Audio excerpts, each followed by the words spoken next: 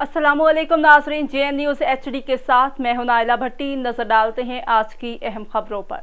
Tando Adam report Rashid Chauhan. JN news के reporter Rashid Chauhan की report के मुताबिक बच्चों के आलमी दिन पर PAF म्यूजियम कराची में गवर्नमेंट ऑफ सिंध और all Sindh private schools and colleges association के ताउन से अजीम शान तकरीब मुनक्किद हुई। इस अजीम शान तकरीब के मेहमान ग्रामी इकबाल मेमन, कमिश्नर कराची मैडम राफिया जावेद महला, इफ्जाल Ansari DG private institution Sindh और माहिर तालीम पाकिस्तान बाची शख्सियत पाकिस्तान मिर्जा अशफाक बेग को सैयद हैदर अली रिजवी चेयरमैन ने सिंध का रवायती तोहफा उजरक पेश किया।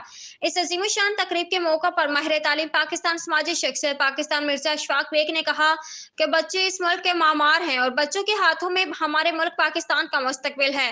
और मैं गवर्नमेंट ऑफ सिंध और all Sindh private schools and colleges association के मुअज़्ज़िज़ीन को बेहतरीन प्रोग्राम के इनेकाद पर खराज तहसीन पेश करता हूँ और मैं अपने मुअज़्ज़िज़ मेहमानों का शुक्रगुजार हूँ जिन्होंने मुझे और दीगर मेहमानान की हौसला अफजाई और इज्जत Bakshi.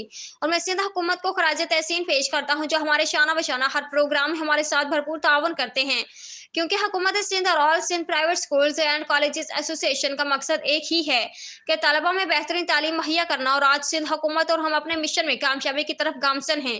Rashid Chauhan, press reporter, JN news, Tando आदम।